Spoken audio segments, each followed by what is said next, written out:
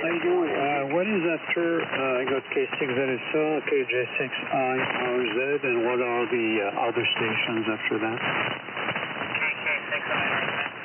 Well, there's four of those. Just commenting. They put me on the list toward the top somewhere, and I think there was somebody else calling. The KW1. All right. Excellent. Well, thank you.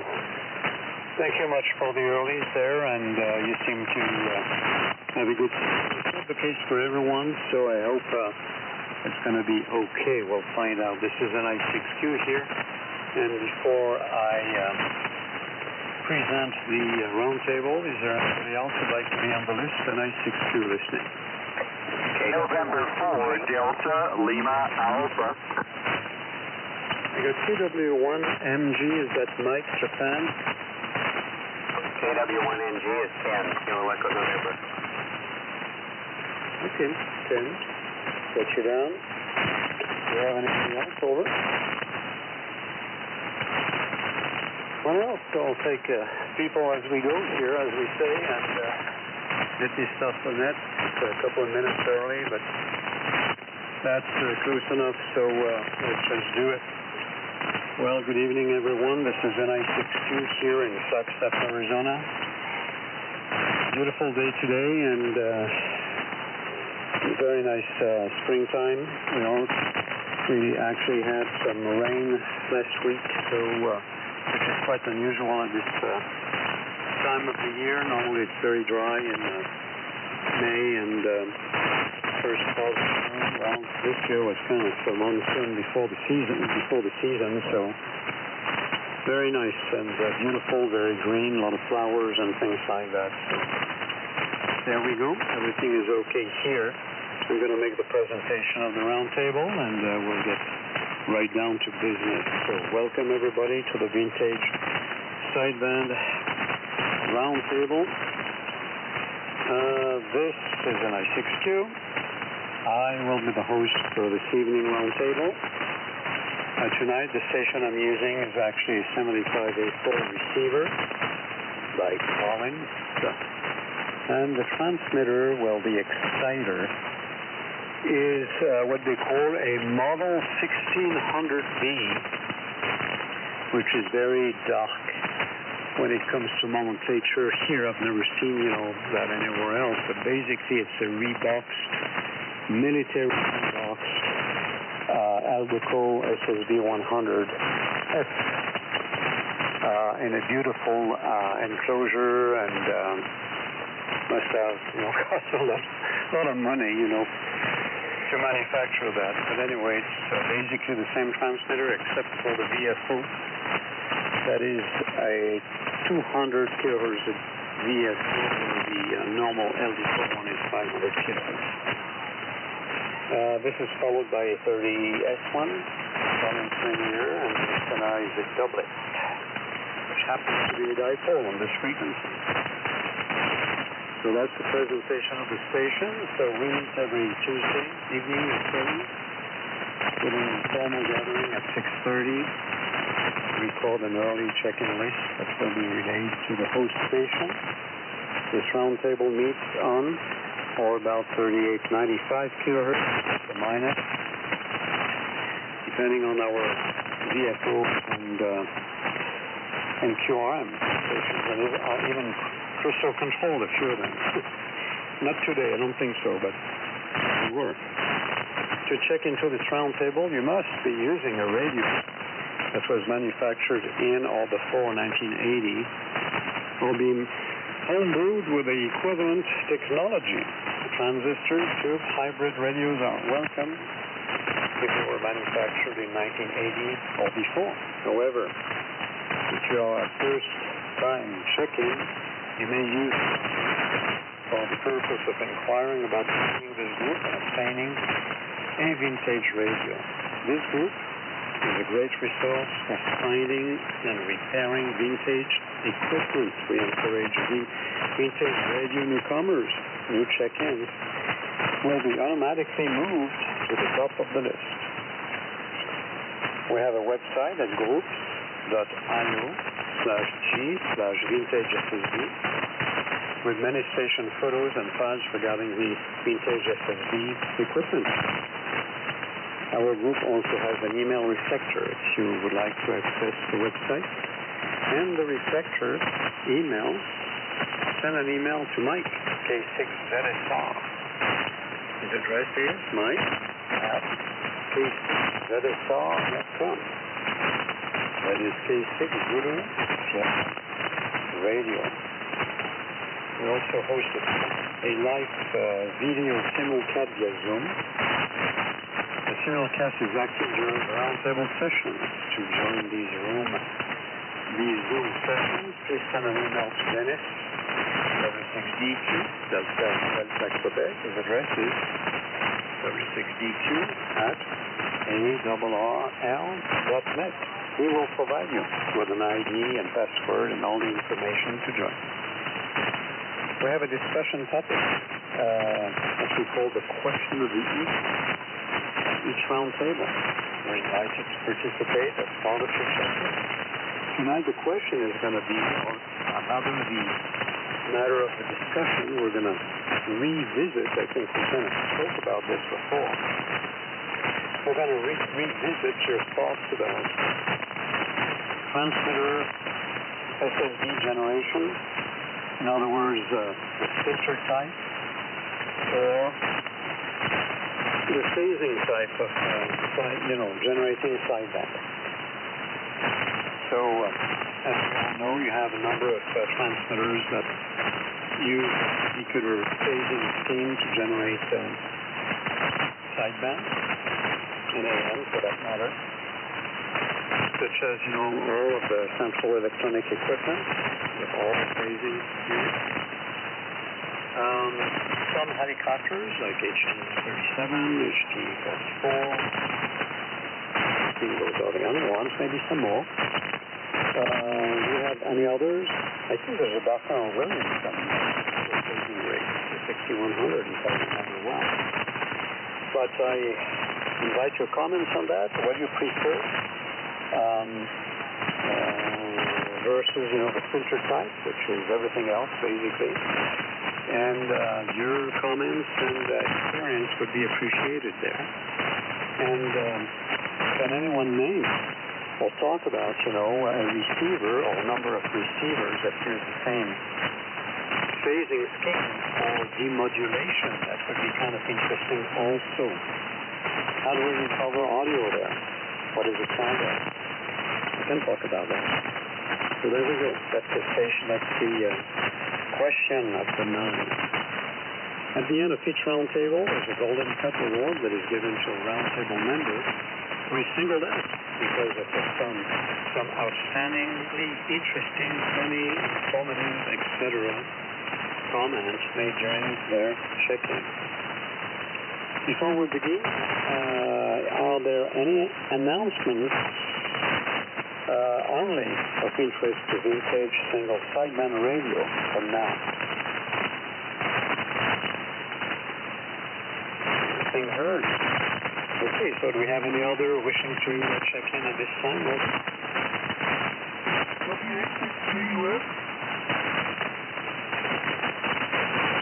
And hello, Joe. W6JUS, good to hear you. Very good to hear you. Good thing on hearing this So there we go.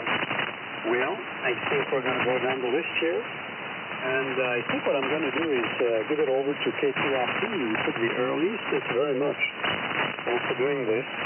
Very helpful. We have a good signal here, so why don't you take it and tell us what you think about, phasing and filter type, rigs, and things like that. What do you prefer?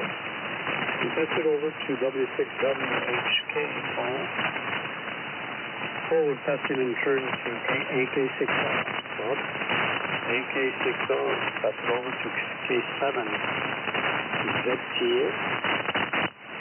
K7 ZTA would pass it over to KJ6HN. And then back to me, and I'll open up for possible other check-ins. So, K2RP, over to you. Let's start business here. This is NI6Q. Can you repeat the question? Okay. NI6Q, thanks for taking this the net tonight, Brian. I think the Eagles are starting to get a little bit better. Between Walter and Phasing, I've had both races, lots of them, and sometimes the Phasing feels like you get a little bit better audio reports. Other than that, I haven't had too much trouble with either system.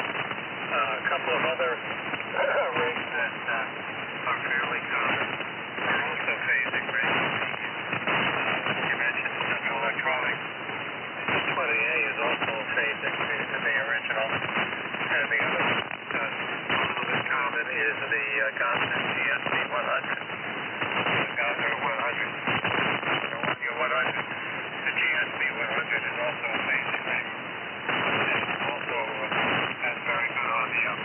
But as far as receivers, I don't know that much anything about phasing receivers or filter receivers.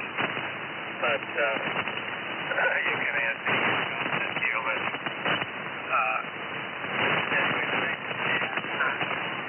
Paul built Bill rather 6WHK to take it J2RP. J2RP and 6WHK. Well, I don't really know much about phasing at all. And I'm running a Swan 350 Delta here with a coaxial antenna cut for this band, no tuner in line, and running about 500 watts, I guess. I can read a needle from here. So I really can't comment on phasing or any of that. So with that, I'm going to turn it on over. K6, FPA, I believe, and 6WK. Kelly Remote Writing. Accent goes to Bob, I can take it off. I got it? Yep, you got it. Okay, thanks very much. Thanks, Ron, for taking the net tonight, and Ron for taking me early. Nice job. And thanks for putting me close to the beginning of my CW of and take it from there. Anyway, my name is Bob, and let's see, a couple comments tonight. You mentioned the HC-44 when I was at Dayton a couple weeks ago. I saw an absolutely missed helicopter and it included the HC-44, the matching receiver, the linear power supply, and also the HA-10 that goes in the front that I had never seen before. That complete station is available for $83. What a bargain. So nice. I was flying home and I didn't have any way to get it home, so I was very envious. It looked like it was just brand new out of the factory.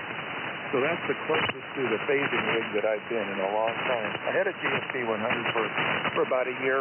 Finally, I got too heavy and too big, and I can't remember who I sold it to, but that was probably the only other rig that I've had. Never had any Central Electronics gear, so don't have a lot of experience in it. I've always used filtered rigs and just either increase the power or the bandwidth, and my signal is usually pretty readable. Let's see, I had a couple other comments here. Oh, I have a friend who's looking for a Johnson DFO, so if anybody knows where to go, send me an email at ak6r@yahoo.com, and I'll pass that on to them. He's got a radio or a transmitter that needs to have a VFO for it, and that would be just an option perfectly. So, let's see, any other comments I had? Talked about Claremont already, and that's about all I got. So, anyway, my 2 cents for tonight, and appreciate getting in here and for taking the net. And for those of you being Claremont, I'll see you on Saturday. Over to you, Vaughn, K7ZTA, to take it from AK6R. AK6R and the British sideband round table. Zulu Tango Alpha. I'm in California, guys. All right. Anyway, well, I don't have to be in California. We're in Woodland Hills, and we're using a 100V, and they are too big and too heavy. agree with that. So, at least this one is the same. And, it works pretty good. It's been very, reliable. So far, so good. And, I'm happy with it. I have used a filter, well, let's see, what is this? The, Collins radios are filtered, and I think the ICO 53 is a filter. Not to even mention those in the same breath, but at any rate,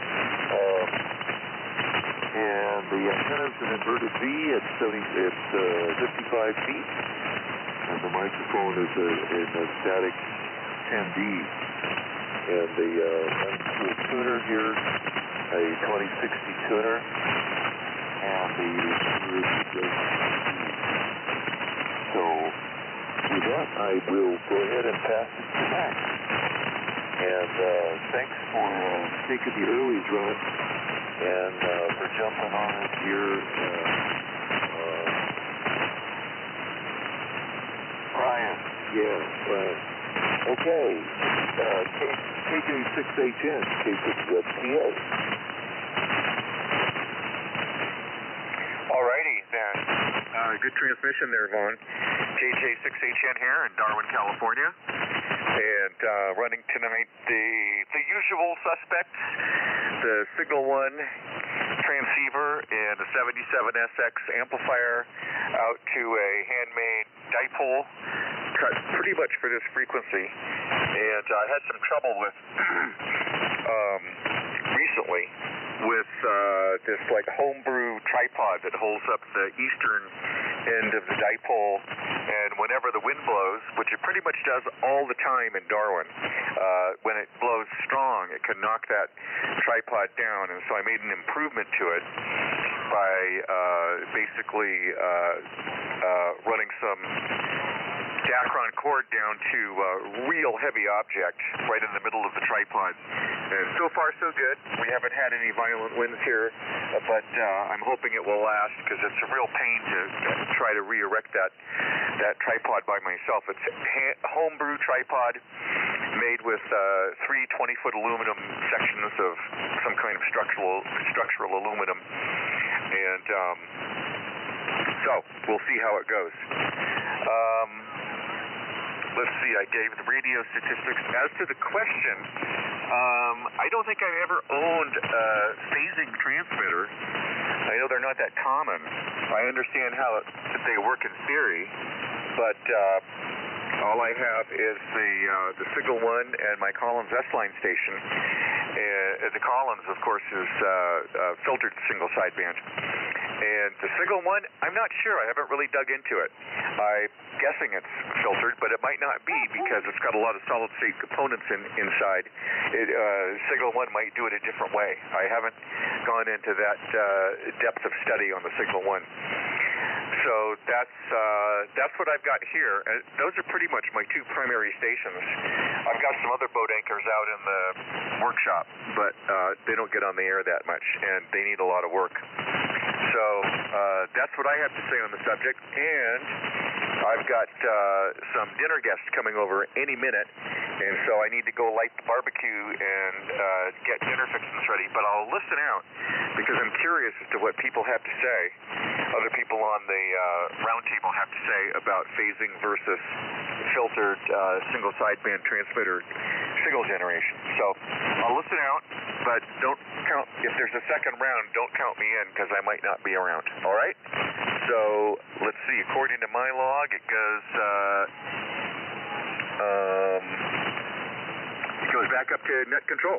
So this is KJ6HN in the group, back to net control. Yes, okay, KJ6HN, and the Vintage Sideman Roundtable. This is an I-6 Studio. Okay, good copy. A little bit light, on some stations, but I hope it's going to be better as we go there. We still have sunshine even here, so probably more in California, so there's about a 1 hour difference, I think. even though it's the same time here and there. So there we go, and interesting stuff. Yeah, I forgot about the Gonset GSB 100, and I'm sure there are others over there. And Max Fure CX7 or 11, I don't remember, is a filter unit. Yes, it is a filter unit. I've got a CX11 myself here.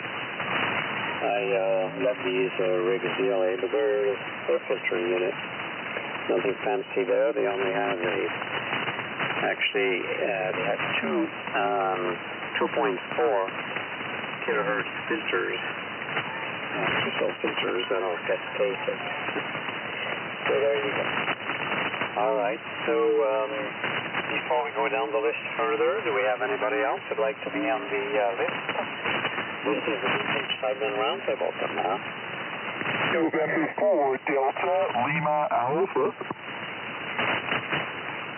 Is there any relay? No relay. November 4, Delta. Yeah, go ahead. DLA.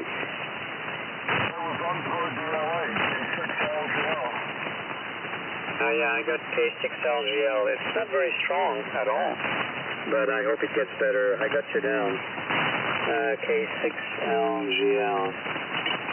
Right, Skipper, anyone else? Yeah, there was M4 DLA.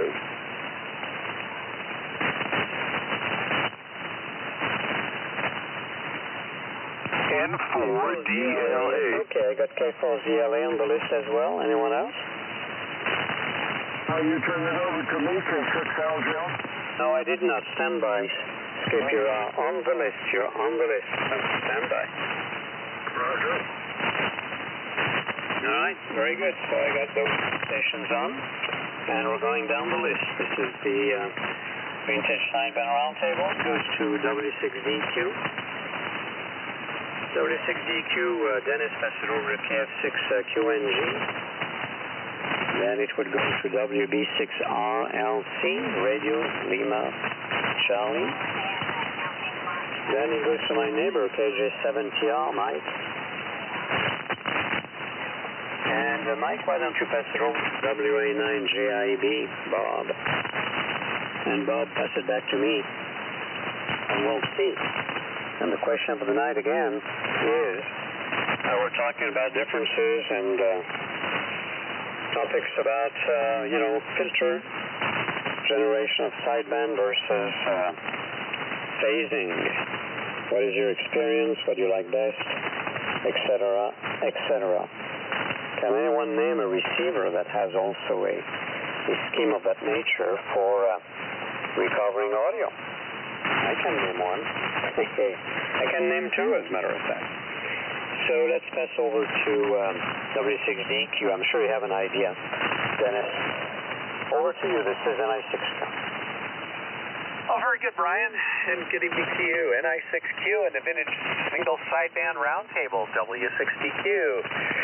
Denison Inyokern, where it's currently about 87, 88 degrees. Beautiful day today. Very, very nice. Very mild weather up until now. Kind of interesting. For the middle of June, very mild. Anyway, we're running the KWM 380 tonight. SM280 microphone with the Alpha 87A amplifier out to the horizontal loop. It's 160-meter horizontal loop at 50 feet. And in spite of a high noise level here tonight, I'm hearing everybody pretty well on that loop, so I'm pretty happy about that. So, with regards to the question, Brian, great. Well, I've got a transmitter that nobody's mentioned yet. It's a phasing type transmitter, and that's the Lakeshore Industries Master 2. And the matching, band hopper, I think is what it's called, the VFO that goes with that. Now, this one's unusual. It's actually a rack mount version, and nobody that I've talked to has ever seen a rack mount version of the phase master. So it's kind of unusual. But it's a clone of the 20A, albeit a little bit bigger, like about twice the size of the 20A. And we've got a couple of 20As, and we've also got a couple of 100Bs, none of which, well, one of the 20As I've had on here a long time ago when I was still living in Fullerton, and neither of the 100Bs are on the air because they need work. And that's my opinion of the problem with the 100B is getting in there. The problem is the phase shift network. I can't null the carrier, and I can't remove the other sideband. So it's buried deep inside the radio. I've got to do a lot of disassembly to get to the parts to fix it. But I'll get there someday. We've got two of them.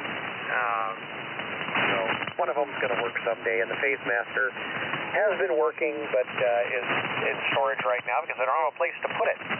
So those are the phasing transmitters I've got experience with.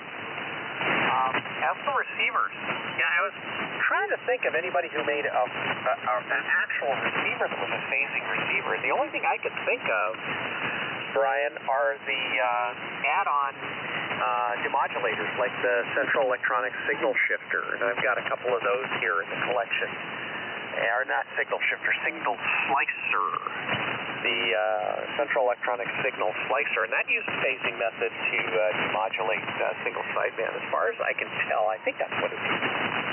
But that's my best guess. Now, after thinking about that, I've also got, and I'll bet it's the same technology, Telecrafters made an equivalent of the signal slicer that was used as a sideband detector. Primarily, they were used on AM to get rid of QRM. Because, by knocking out the other sideband, that's what the slicers are used for. But they still use a phasing method of detecting the signal. And I've got one of the Telecrafters. I can't remember the model number of it. It's in storage as well. But interesting products, those two guys. So anyway, with that, Brian, thank you so much for hosting this evening. We're comping you really well. You're about 20 over here. Nice signal. And Ron, we were copying you quite well here in spite of a high noise level, and thank you for taking the earlies. And with that, I'll send it over to Lisa, KF6QNG, and the Vintage Single Sideband Round Table, W6DQ. Okay, thank you, Dennis. Thank you, Brian, for hosting the round table this evening. So, the answers and some interesting things. I do not have an answer, so, but doing well, and wish everyone a very good evening and safe week. With that, goes over to Glenn, and I will get it correct this time. WB6RLC from KF6QNG. Alrighty, KF6QNG, WB6RLC in the group. Thank you, Lisa. Anyway, Glenn here, Cathedral City, Nexburg over from Palm Springs, etc., etc. I'm on my usual kind of mostly Swan 400, Sherford 44 mic up to an off-center fed dipole at 32 feet. And that's about it. And I probably know maybe slightly more about phasing rigs than Lisa does, but that's about it. So never owned one, probably never will, because most of them are too darn heavy now for me to lift. So anyway, Mike, coming to your direction. Dennis, where's the mic on Zoom here? Yeah, wake him up. Okay, Mike, coming your way. KG7CR, WB6RLC in the group. Okay, thank you very much, Mike. KG7CR, here in northeastern Arizona. I know Brian probably got me, not sure about anybody else, but anyway, tonight I'm on my HP75, which is a homebrew filter transceiver, and that's got a 455K hertz mechanical filter in it. Running a dual 814 linear and a 66-foot long wire. Do a little tally earlier, and over the years, I had homebrew no less than 14 single sideband radios. Homebrew, that's not kit, that's making them yourself from scratch. You learn quite a bit about how the circuits work and how they perform. Out of the 14, there were 8 transmitters. 5 of of those were phasing rigs, and 3 of them were filter rigs. There were 4 receivers, they're all filter rigs, and 2 transceivers, and they're filter rigs too. So for the phasing rigs, a lot of the early phasing rigs that you could buy commercially had a spaceship network very similar to the B&W 350-224, and I've made about 3 radios of those. And they're okay, and you get good audio reports because there's no ripple in the audio master. And they're very broadband. A lot of those early commercial radios had no audio filters at all on them, so they would run up to 5 megabits or whatever in bandwidth. But good audio, very, very linear, no ripple. But about the best you could get on sideband compression would be about 30 dB with the simple filters. Now, one of the phasing radios I built, I called the vintage single sideband special, and for that one I put together the 6-daughter network that had like 24 resistors in it, 24 capacitors, a couple of op amps, and give you up to 60 dB of sideband compression. And I succeeded that with a solid-state audio filter, and that was Butterworth filters anyway, but that was no ripple in it, and the sideband was like 300 to 2500 hertz. Beautiful performing radio. I looked at it on the scope and on the spectrum analyzer. It was as good as any phasing radio from the time.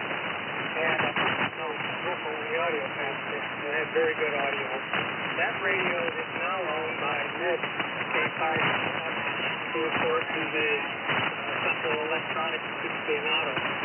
He picked it up last November. As far as I know, he didn't get it on the air yet. But anyway, I decided to let that one go. Now of all the rest of the radios with 9 megahertz crystal filters, 9 megahertz phasing type IF, and 455 kilohertz IF. So with all of that, I think filter rigs are a lot easier to work on and probably have better performance for today's radio stations. And as far as the receiver goes, I can almost visualize how a phasing type modulator would work, but I don't see how the filter would work. Yeah, you get rid of the other sideband, so maybe you have your 3 kilohertz of bandwidth, and then the other sideband 3 kilohertz, and that's gone. But how do they get rid of a real strong carrier 10 kilohertz away? I just don't see how that works with a phasing type receiver. So with all of that, we'll go over to you, Bob, WA9JIB KG7TR. Okay, Mike. KG7TR, WA9JIB. Bob over here in La Cañada. Copying everybody. Mike, you're still about the weakest. Said you were a little stronger than you were earlier. It was too bad because I know you had something rather erudite to say there, but I just didn't get all of it. So hopefully I won't say contradictory stuff. But anyway, over here in La Cañada, and I'm running my filter rig tonight. I start with a Kenworth N250 with the Helicrafters T32D, paired with the SX115, 28 speaker. I do go through a tuner, some K2RP, a little MFJ tuner, and go on up to my dipole inversion hangs off a 35-foot net. So let's see, to the question, well, I'm trying to think. I think I have only ever owned in my life 3 sideband transmitters. 2 of them are HD37s, and 1 is this HD32D. And I still have the HD37 that I was using until I got the HD32D. The other one was the one I used as a teenager that my dad had acquired for us.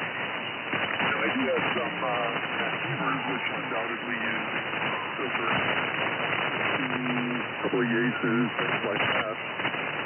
So, but as far as separate, I'm just thinking, I think I've only ever used 3 separate sideband transmitters.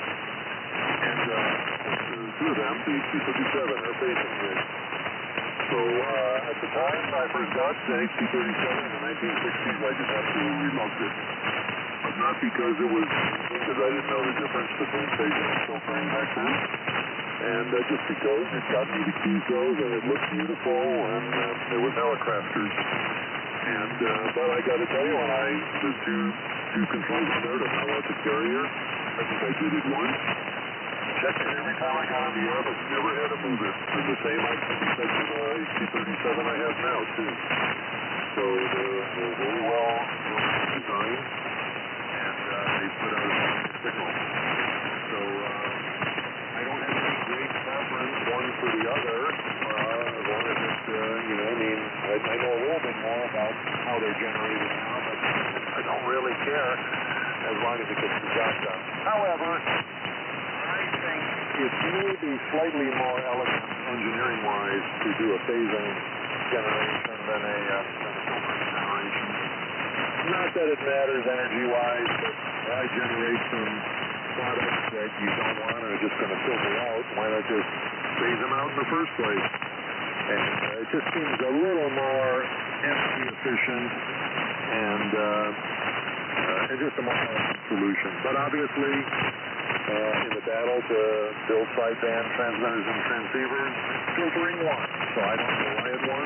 Maybe Mike explained it and I couldn't hear him. But it obviously has won that battle. So, but anyway, odds is either one. Back to you, Brian. NI6QWA9JID. Yes, okay, very good. Okay, Bob, WA9JID and the Vintage Round Table. This is NI6Q returning. Okay, very good. Well, Interesting conversations there, and thank you for all the information there and your comments. And Dennis, you're right. The Central Electronics Slicer and, all the different, I would say, models that were either copies or copies of copies by a lot of people at the time in the same, early 50s there. Everybody seems had a slicer. and they're actually phasing rigs, and they work extremely well. So, but the selectivity is done, of course, with the receiver itself. It is associated with. I used to have that scheme working for a long time with an SX28 helicopters, and I had both the sideband slicer on there for upper and lower sideband, but it was very effective also on AM to reject, the other sideband or QRM, as Dennis actually mentioned there. So extremely good quality recovered audio from these pieces there. And there are many, single standing, units of the variety, very simple rigs, and they were all to be associated with whatever receiver at the time.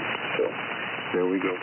There's one receiver that is a pure, complete phasing receiver from the 50s. So it's still not found. Well, we'll see by the end of the QSO and the round table. I'll let you know if nobody mentioned it. So anyway, do we have anybody else who'd like to join the list here of the round table? This is an I-6 Flagstaff. K6FEW, Foxtrot Echo Whiskey. I copy something very weak there. Can I get a relay on that? His call was Kilowatt 6, Foxtrot Echo Whiskey. Yeah, so it's F6 SEW, so I got it. Very good. SEW, I got you down. You're very weak, but I got you on the list. Thanks for the relay. Anyone else?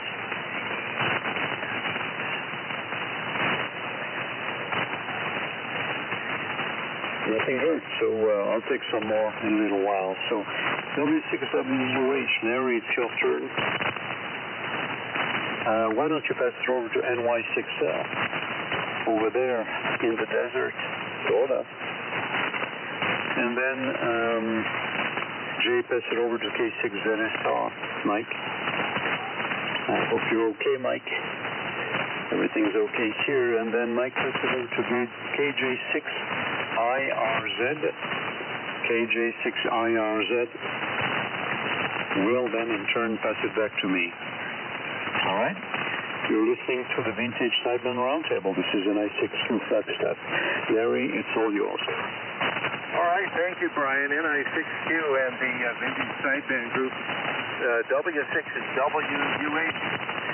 Well, I'm not going to tell you what I'm running because nobody asked. Mine asked. The only sideband transmitter that I have operated here, not owned but operated, is the Heathkit HX30, which is a nominal 10-watt output, 6-meter sideband analog transmitter from about 1962. I certainly prefer to listen to phasing-generated sideband rather than filter-generated sideband. And one of the reasons I prefer it is that because if it's misadjusted, the operator can reach up on the panel, adjust it in a heartbeat, and just carry on without any problem. But if you've got a Collins 380 or a Signal 1 that's misadjusted, probably nobody is going to tell you because of the prestige, and you're going to keep operating it that way for years and years and years because it's so doggone difficult to really fix it. So my vote goes to the phasing transmitters for those two reasons. Certainly much more pleasant to operate. I guess the other thing I have here, of course, is the DSG-100, which is just a giant high-powered balance modulator, which is amazing regulatory, but it's just not single sideband. Let's see, receivers. Yeah, the Central Electronic Signal Splicer used that lovely little B&K plug-in phasing network in an octal package, which was nice. And thinking if there was some other receiving adapter that also used the phasing method, and I've been plowing through the book and I can't find it. There was some outboard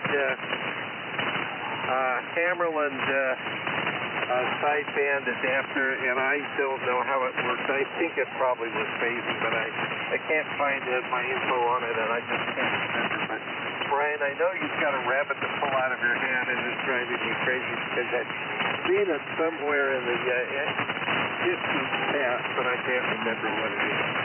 Well, over you to Jay, NY6L, W6WH. Hi, thank you, Larry. W6WH, NY6L here in this area, where there's a cool 64 degrees here. All right, overrunning the Atlas 215S, barefoot, about 73 watts. So a little bit of a peanut whistle, but hey, that's what we're running today. Well, as far as filter, sideband, transmitter, transceiver, well, I pretty much got all filter type of transceiver type of sideband generated transceiver here, like this Atlas 215X, Cons F line, my vintage FT301S, and 830S. So there you go as far as vintage rigs. And, well, that's pretty much all I have for right now. So there we go. So I'm going to go ahead and pass it over to Mike, K6 K6ZSR, N160G here in this area. Pick it up, Mike. Okay, Jay, very good evening to you, NY6L and the group from K6ZSR. Jay, I've got my RF gain all the way off, and you are just you're like an FM station. That's how loud you are here. So we definitely have a pipeline there. Very nice signal indeed. All right, good evening, everybody. This is Mike, K6ZSR in Santa Barbara. And tonight, just running the high gain model 3750 with the internal VFO tonight. The other one's kind of drifting. So that's another Dealey Bob project. But this one is, well, fairly stable. Anyway, and that's going up to an inverted V. And the mic is a short 444. That's it. And Brian, I wish I could add something that hasn't already been added. I've used both filter and phasing, and to tell you the truth, I don't know the difference. I'm not that technologically advanced to be able to dissect that stuff, but I guess if they're properly tuned, you know, that being said, I think I'd take a filter because it's more refined.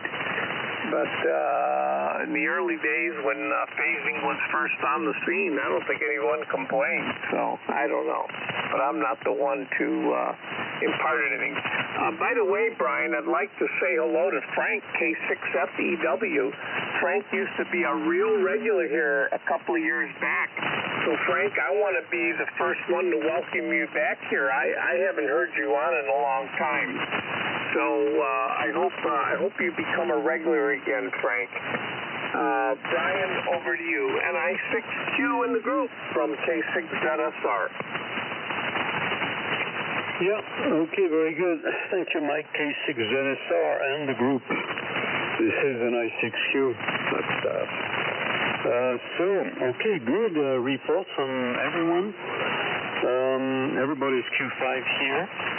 More or less, signals are kind of up and down, depending. But everyone was pretty much Q5 here at this location. All right, on the phasing versus, filter type of generation comments there. And let's go down the list. Before we do so, do we have anybody else who'd like to be on the list? This is the Vintage Sideman Roundtable listing.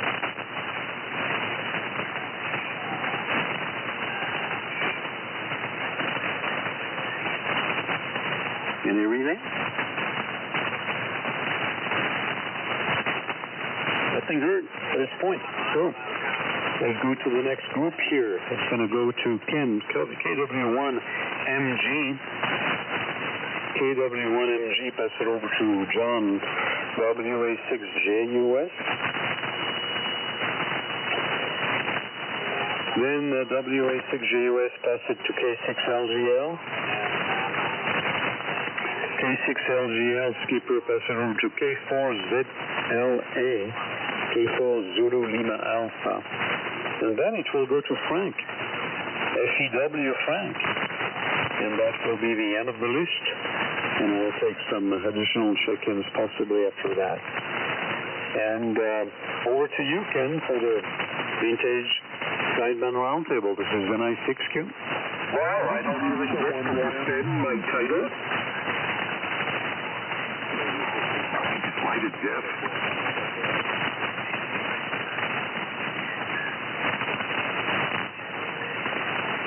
Yeah, Brian, 56 IRZ should come before TW1 Nancy Gold.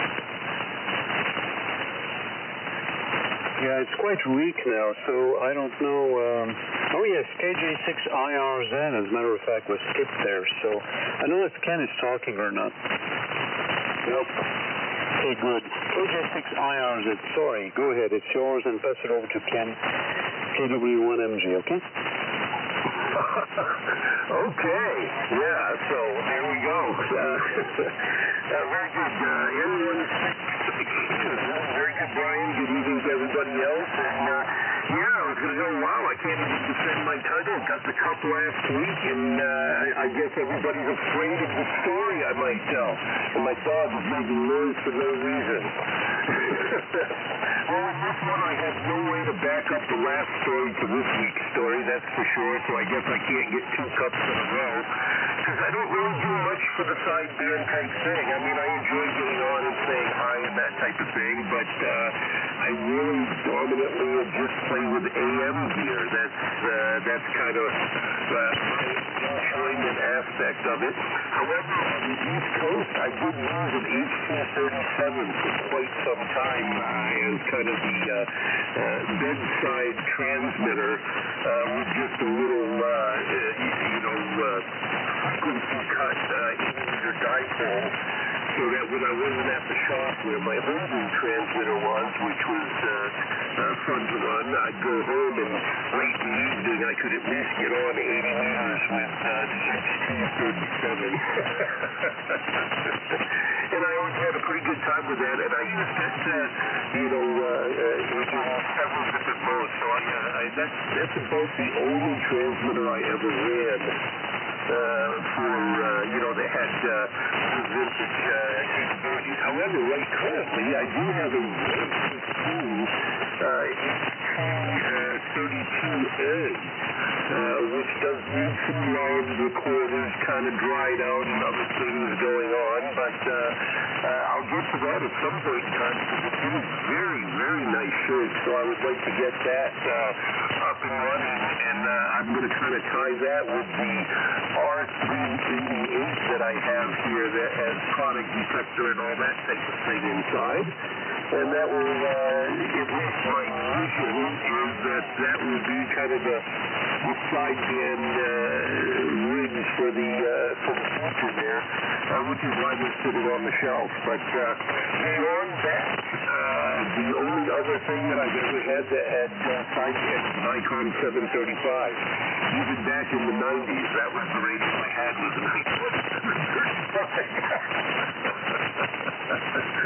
So there you go. That's my big experience with sideband radios. So I guess this week I don't have too much to enter into the conversation. So there's not going to be a repeat, I guess, for me anyway. Over to you, Ken. KW1MG with the group. Brian, thanks for doing the net. And I'm hearing everybody good. Oh, and I wanted to say, Jay, still good signal. Great signal over here with that little Atlas radio at 70 watts. Yeah, that thing is doing a wicked good job. I'm enjoying listening to it. KW1MG, go ahead, Ken, and good evening, everybody on the group. This is KK6IRZ. Very good. Thanks, Jeff. And I think you win the signal report prize tonight. You're hitting 30 over here. I'm about 30 miles east of San Diego, and you're hitting 30 over on the S line on the 75S3C. Transmitting on the 32S3 and then the 30L1 amplifier into an 85-foot long wire with a 9-to-1 ballon at the bottom of it. So that's the rig, and it's 444 microphone. So I want to go first to Dennis, W6DQ, if you're listening. I was able to score a CW filter for the 75S3C. Somebody responded to my request on QRZ, and they had one that they'd gotten in a bunch of stuff from a silent key, and he said he'd be happy to sell it to me. So, yay. And with that, he said, you have to take these 2 things, and they are KWM 380 hat pins. They're little pins that you put in your ball cap or whatever, and it's got the KWM 380 logo on it. So I'm going to send those to you because I know you're the one I know that has a 380, so you're going to get those. Anyway, that's that on the filter and on the phasing method. I never did have a rig that did that. I did the math on that when I was a young sport in a electronics class and did the math on the phasing method, and it's really kind of interesting the way you split the signal, invert the phase on one, mix them back together, and then you eliminate one of the sidebands in so doing. And which way you do the phasing, if there's plus or minus, you get the upper or the lower sideband. The upper sideband is easier to generate, but the lower sideband can be done as well. And on the phasing type receivers, I'm going to break for a moment, but does anybody have an SDR, a software-defined radio, question mark?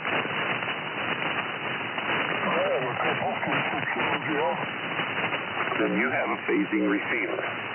That is the phasing opposite process is done in software to create audio from a single sideband. So what's old is new again. Isn't that interesting? And all the DSP type radios, the 7610, the 7300, the Flex, and so forth, all the new ones, they are also phasing transmitters and phasing receivers. It's just done in software. So it's an interesting little tidbit. All right, that's about all I've got here tonight. I'm going to turn it on over to WA6JUS, John, and take it away, KW1NG.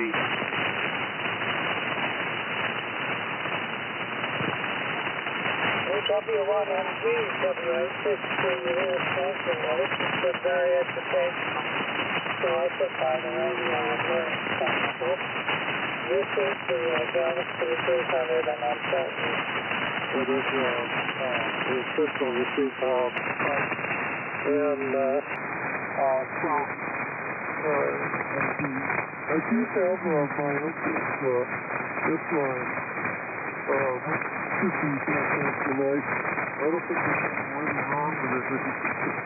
The radios I worked on are the ones that I use, and the promotional thing, I suppose.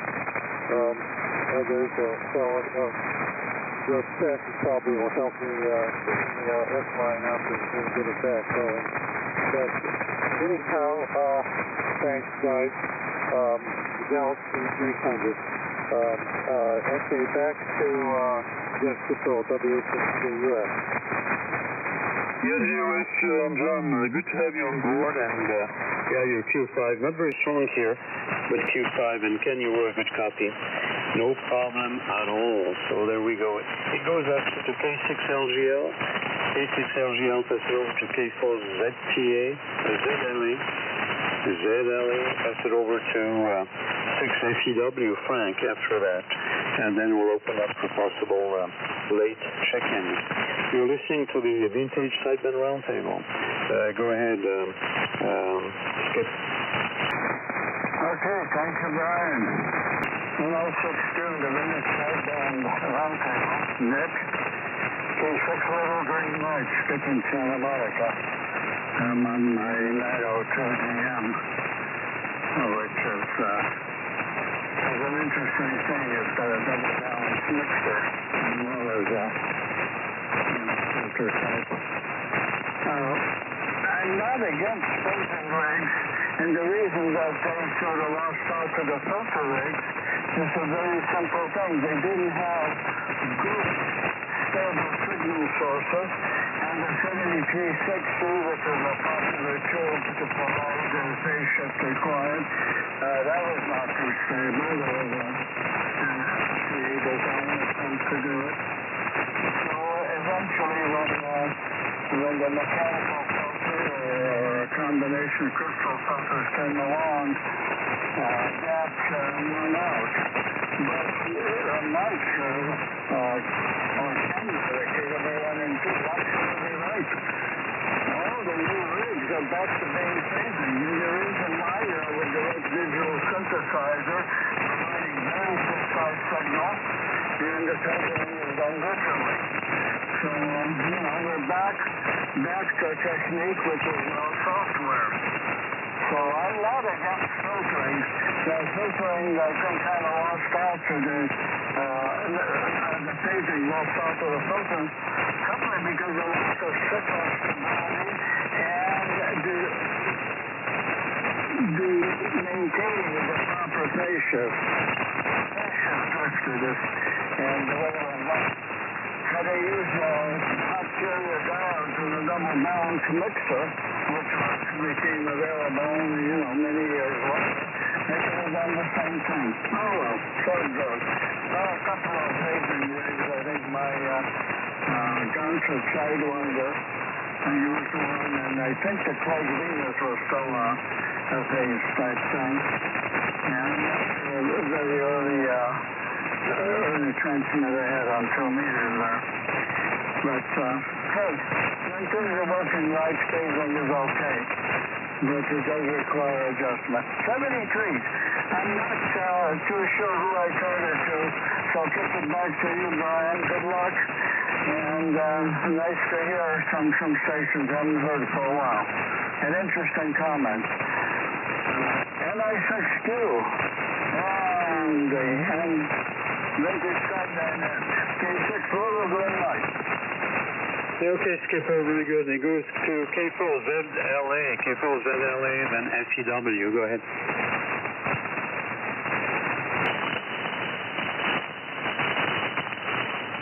Brian, that's a correction. That would be November 4 Delta Lima Alpha. That's Matthew, W60Q. Okay, well, thank you. Thank you, Dennis. What would I do without you? So DLA, N4 DLA, I think it's your turn if you're still around in I-6Q.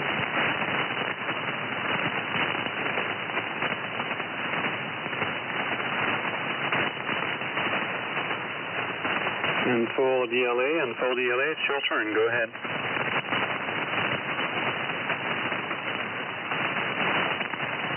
Nothing heard, so it goes to Frank, K6FEW. Welcome back. This is an I-6Q Flagstaff. Yeah, thanks, Ryan. K6FEW here. I won't hold it for long here. I am running a CE-28 tonight through Aircraft KBA 100, so not quite QRP, but close. Just got it on the air here about a week ago, so I'm looking forward to signing in more. So good evening to everybody, Mike and everybody, and I'll hand it back to you, Brian. I may need a relay, NI6Q K6FEW. Yeah, okay, very good. Okay, FEW, good to have you on board. Not very strong, but Q5, so no problem at all. So, that's the end of the list here. Do we have anybody else who'd like to chime in before we close the roundtable at I-6Q?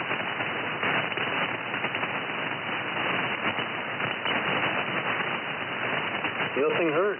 So, no more participants tonight. Okay, so before we close, I'd like to give a special award to Mike, KJ7TR, for all the different realizations he had over the years in phasing and also filter type of rigs there. So, Mike, you got an extra cup there. I hope you have a space, on your shelves there to put it. Otherwise, just get rid of something so that we can place it in a nice spot. What do you think? Over? That's good, Brian. He was Flagstaff for the Hempfest by getting rid of some heavy metals. Thanks again for running the net on the gold cup. Thanks. Bye-bye. Yes, okay. Well, you might have something I might be interested in, so we need to talk. NI6Q here. So does anyone have anything to add? This is NI6Q is about to close the roundtable. November 6th, Whiskey Hotel Kilo. I found it very interesting tonight. I learned a little bit of something I didn't know, and thank you for that. And 6WHK. Well, thank you. That's the point of trying to learn some stuff. It's not necessarily about, exchanging things that we know. It's about, learning. And everybody has, things to learn. And so that's the thing. And I promised I would tell you what receiver is a complete receiver, but not, a modern one. Not an SDR receiver, not a modern, type of thing. The only problem is that there's only one in existence of those receivers, and that would be the R100, which is the only Central Electronics receiver, prototype that never came to be sold, which is too bad. There's only one of those receivers actually in existence. I've seen it, and I've seen it as I was actually visiting with the Schum there a number of years ago, and it looks just like the 100V transmitter, and I heard it, and it's working fine. Probably needs a little bit of restoration, but it's that's the only receiver I know. That's a vintage one, besides the sideband slicers and everything else that was commercialized at the time to add onto your receiver of the time. So anyway, 73 is too old. This has been a privilege and a great pleasure to take off tonight. This is a nice 6-2 Flagstaff, Arizona. Closing for tonight the Vintage Sideband Round Table. 73 is too old.